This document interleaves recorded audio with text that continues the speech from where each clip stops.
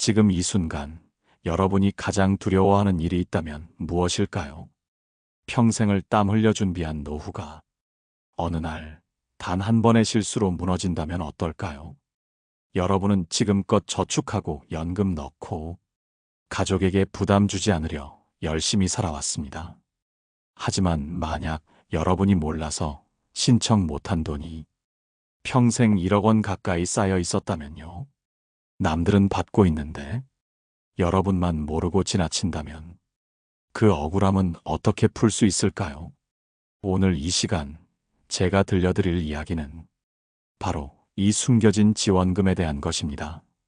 노후 준비가 끝났다고 생각하는 순간 사실은 놓치고 있는 돈이 있다는 사실. 알고 있는 사람만 챙기고 모르는 사람은 영영 받지 못하는 이 돈. 이걸 알아야 노후가 진짜 든든해집니다.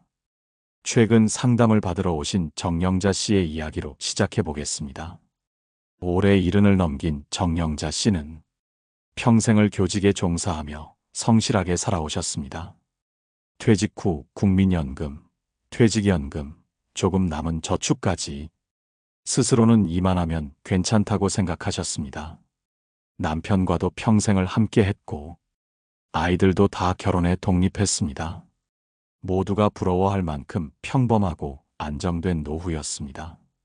그런데 얼마 전 친구들과의 모임에서 이야기를 나누던 중 충격적인 사실을 알게 됩니다. 나는 이번에 장기요양 등급 받았어. 요양보호사 지원 나오고 간병비 걱정이 하나 줄었어. 그게 뭐야? 난 처음 듣는데? 이거 몰랐어? 신청해야 받을 수 있는데. 가만히 있으면 아무도 안 알려줘. 그 순간 정영자 씨는 가슴이 덜컥 내려앉았습니다. 평생 가정을 돌보느라 무릎이 많이 안 좋아진 지 오래였지만 이게 국가 지원 대상이 될 줄은 꿈에도 몰랐던 겁니다. 심지어 친구는 덧붙였습니다. 이거 신청 안 하면 못 받는 거야. 내가 작년부터 벌써 1,000만 원 넘게 지원받았어. 여러분, 이게 바로 우리가 흔히 놓치는 첫 번째 진실입니다. 국가 지원금은 알아야 받고 신청해야 주어집니다. 아무도 찾아와서 알려주지 않습니다. 노후를 준비하는 데 있어 정보는 돈입니다. 정보를 모르면 1억이 아니라 수억 원의 손해로 이어질 수도 있습니다. 이번에는 정영자 씨가 이 사실을 알게 된 후 어떻게 신청하고 얼마나 큰 혜택을 받게 되었는지 그 구체적인 과정을 이어 들려드리겠습니다. 정영자 씨는 그날 모임이 끝나자마자 집으로 돌아와 인터넷 검색부터 시작했습니다. 노인장기요양보험, 장기요양 등급 신청 자격, 국민건강보험공단 장기요양센터. 처음 들어보는 용어들이 수없이 쏟아졌습니다. 내가 평생 교사로 살아왔는데 이런 기본적인 것도 몰랐다니 스스로가 원망스럽기도 했지만 이내 정신을 차리고 바로 건강보험공단에 전화를 걸었습니다. 상담원은 차분히 설명해 주었습니다. 어르신, 장기요양 등급은 만 65세 이상이면 누구나 신청할 수 있고요. 최근 6개월 이상 거동이 불편하시거나 만성질환으로 일상생활이 어려우시면 해당될 수 있습니다. 평소 무릎 통증이나 보행장애가 있으시다니까 충분히 심사 대상이 되실 수 있어요. 며칠 뒤 심사원이 집으로 방문해 일상생활 기능을 평가했습니다. 간단한 질문과 거동 상태 확인, 식사 준비와 세면, 보행 능력 등 다양한 항목을 꼼꼼히 점검했습니다. 평가가 끝나고 보름쯤 지나 등급 판정 결과가 통보되었습니다. 정영자 씨는 장기요양 3등급 판정을 받았습니다. 이제부터 요양보호사가 주 3회 방문해 생활 보조를 도와드릴 수 있습니다. 간병비, 보조기구, 복지용구 등 다양한 지원이 가능합니다. 정영자 씨는 이 말을 듣고 눈물이 핑 돌았다고 합니다. 이제껏 무릎 통증을 참고 딸에게 미안해 말도 못하고 혼자 병원 다니던 시간들이 이제야 조금 보상받는 느낌이었습니다.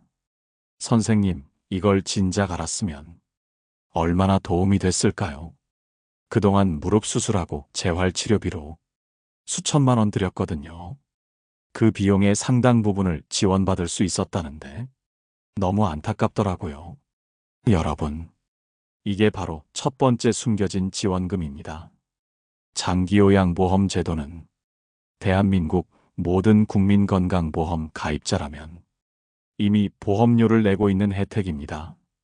하지만 신청하지 않으면 평생 내 몫의 보험료만 내고 한 푼도 돌려받지 못할 수 있습니다.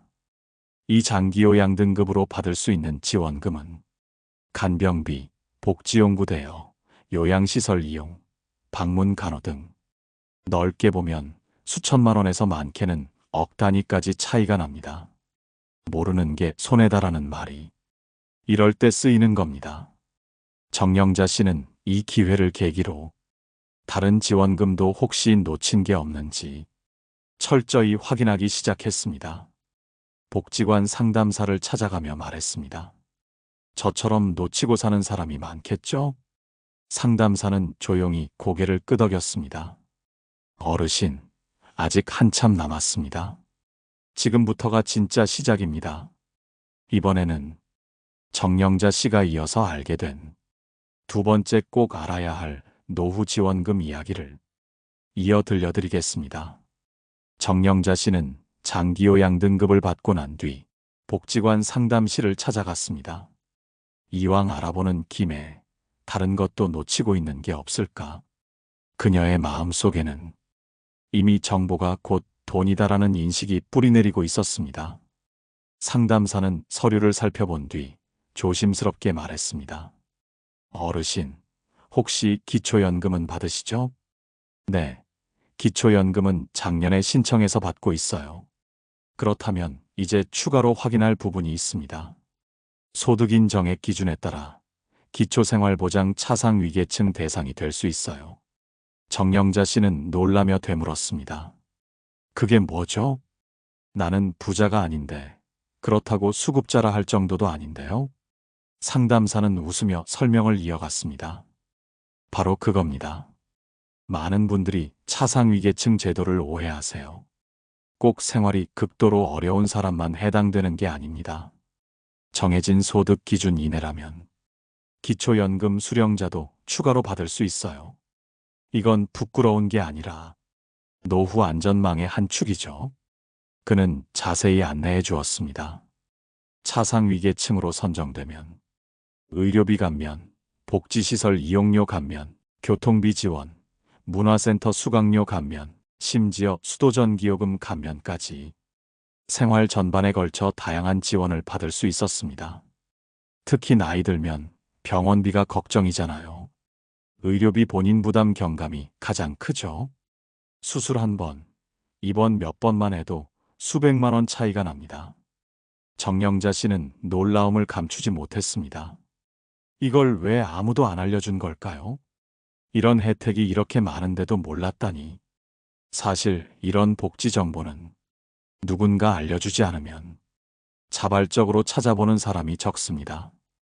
게다가 연령이 높아질수록 스스로 검색하거나 서류를 준비하는 것도 어려워집니다. 정영자 씨도 상담사의 도움을 받아 차상위계층 신청을 진행했습니다. 몇 주 후 심사 결과가 나왔습니다.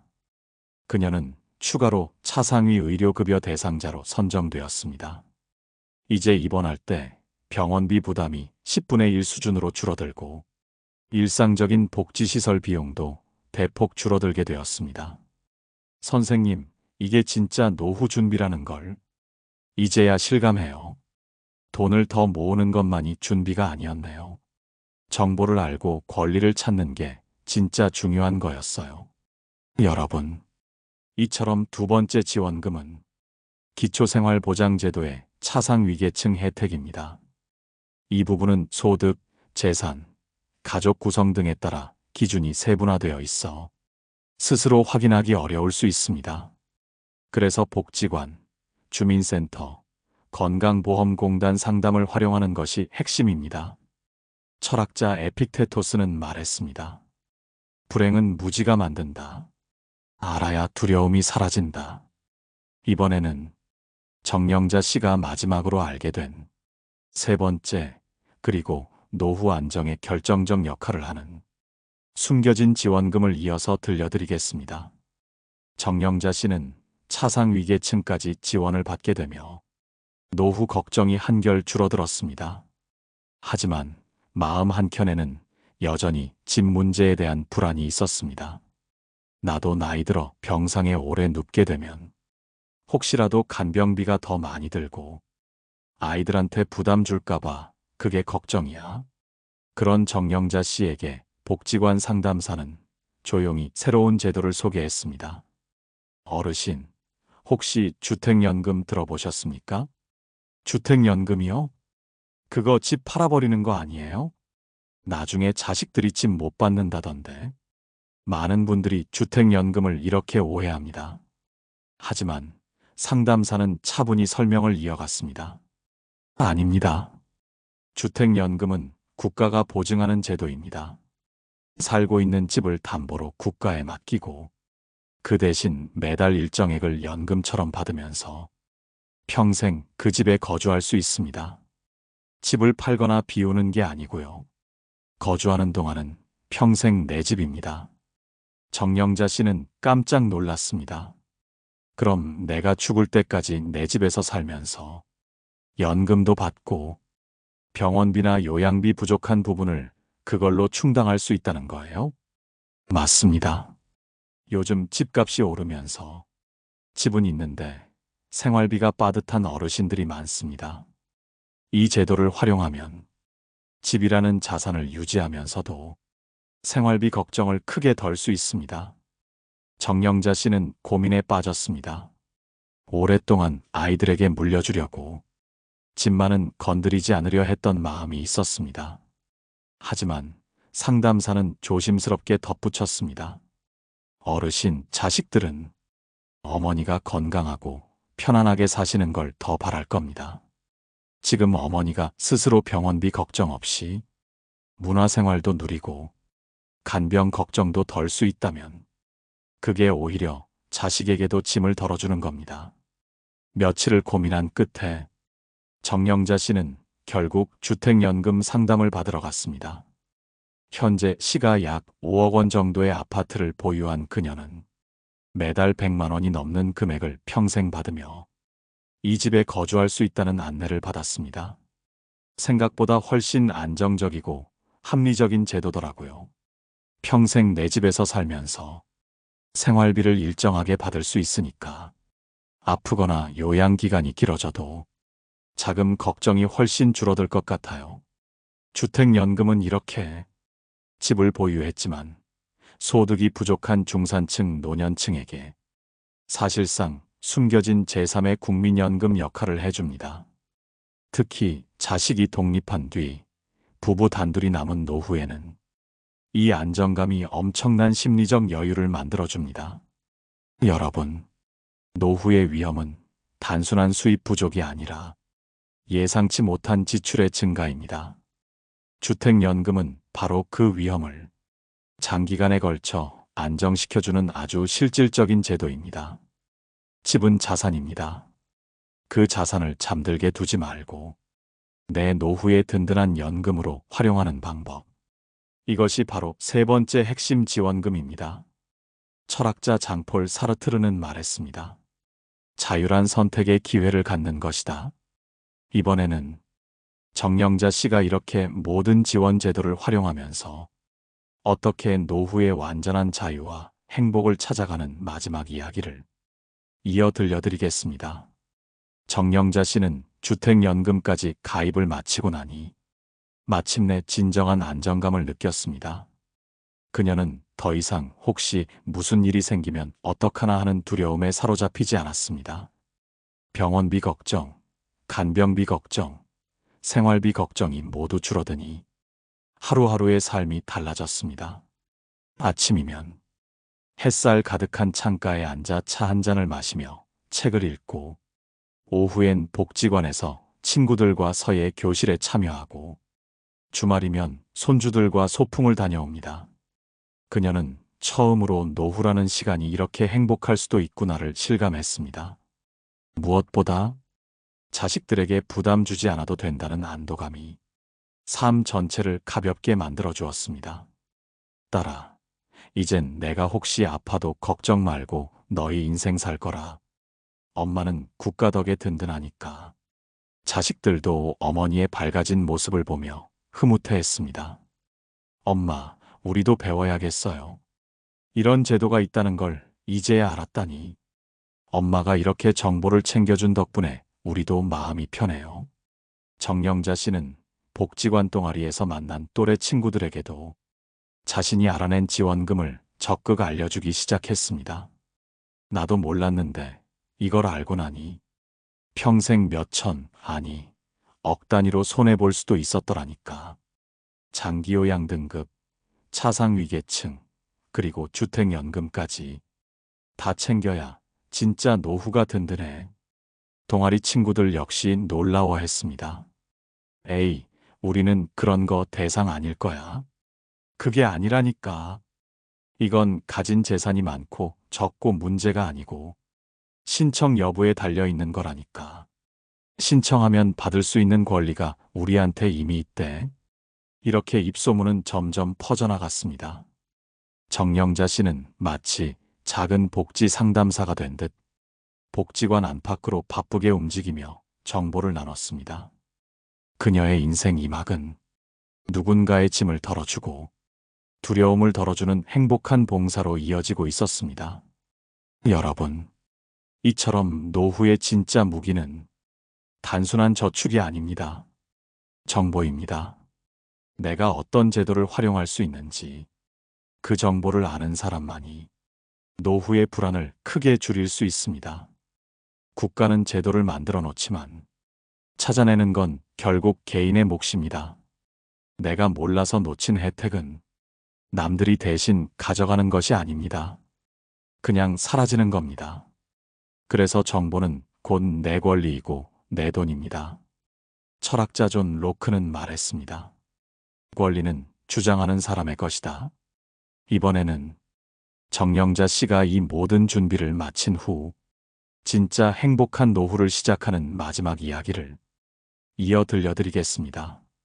정영자 씨는 어느 날 문득 창밖을 바라보다가 자신도 모르게 미소를 지었습니다. 그동안의 불안과 걱정이 서서히 걷히고 대신 마음 한가득 차오른 것은 내가 이제 내 노후를 지키고 있구나 하는 든든함이었습니다. 이제 그녀는 남들이 두려워하는 노후라는 시기를 오히려 여유롭게 즐기고 있었습니다. 오랜 친구들과의 여행, 복지관에서의 다양한 취미 활동, 손주들과의 추억 쌓기까지 모든 시간이 감사하고 소중했습니다. 무엇보다 자신이 이렇게 여유를 누릴 수 있게 된 이유가 단순히 돈을 많이 모았기 때문이 아니라 정보를 제대로 알고 활용했기 때문이라는 걸 그녀는 누구보다 잘 알고 있었습니다. 내가 이걸 모르고 지나쳤다면 아마 여전히 불안에 떨며 혹시 모를 병원비, 간병비에 시달리고 있었을 거야. 복지관에서는 어느새 정영자 씨를 실버복지 전도사라 부르게 되었습니다. 선생님 덕분에 저도 장기요양 등급 신청해서 요양보호사 받게 됐어요. 차상위계층 신청도 했어요. 의료비 부담이 확 줄더라고요. 주택연금 상담받고 왔어요. 확실히 마음이 놓이네요. 그녀는 모두의 손을 꼭 잡으며 말했습니다. 잘하셨어요. 우리는 이런 제도를 부끄러워할 게 아니에요. 평생 세금 내고 보험료 낸 사람들이 받을 수 있는 마땅한 권리입니다. 이제 그녀는 복지관에서 후배 어르신들을 대상으로 정기적인 정보 나눔 강의까지 시작했습니다. 그 강의에는 늘 많은 분들이 찾아와 조심스럽게 질문을 던지고 서로의 경험을 나누며 조금씩 두려움을 걷어내고 있었습니다. 여러분, 이 모든 과정에서 우리가 반드시 기억해야 할 교훈은 분명합니다. 노후의 가장 큰 적은 돈의 부족이 아닙니다. 정보의 부족입니다. 아는 사람이 든든한 노후를 맞이합니다. 모르는 사람은 평생 손해를 떠안습니다. 그리고 그 차이는 수백, 수천만 원을 넘어서 억 단위로 벌어지기도 합니다. 오늘 이 시간에 말씀드린 장기요양 등급, 차상위계층, 주택연금 제도만 해도 평생 최대 1억 원 이상의 경제적 차이를 만들어냅니다. 그런데도 여전히 상당수 어르신들이 이 정보를 몰라 신청조차 못하고 살아갑니다. 철학자 프랜시스 베이컨은 말했습니다. 지식은 힘이다. 정보를 아는 자만이 진정으로 자유롭다. 여러분도 오늘 이 방송을 계기로 꼭 스스로의 권리를 점검해 보시길 바랍니다. 건강보험공단, 주민센터, 복지관, 금융공사 상담실, 어느 곳이든 문을 두드리면 도움을 받을 수 있습니다. 부끄러운 것이 아닙니다. 여러분의 당연한 권리입니다. 혹시 비슷한 경험이 있으신 분들은 댓글로 여러분의 이야기를 남겨주세요. 누군가에겐 그것이 노후의 두려움을 걷어내는 큰 용기가 될 수 있습니다. 좋아요와 구독도 부탁드립니다. 여러분의 응원이 이 채널을 지키는 가장 큰 힘입니다. 다음 시간에도 여러분의 노후를 든든하게 만드는 이야기를 정성껏 준비해서 돌아오겠습니다. 언제나 여러분 곁에 있는 노인 전문 상담사 노후의 빛이었습니다.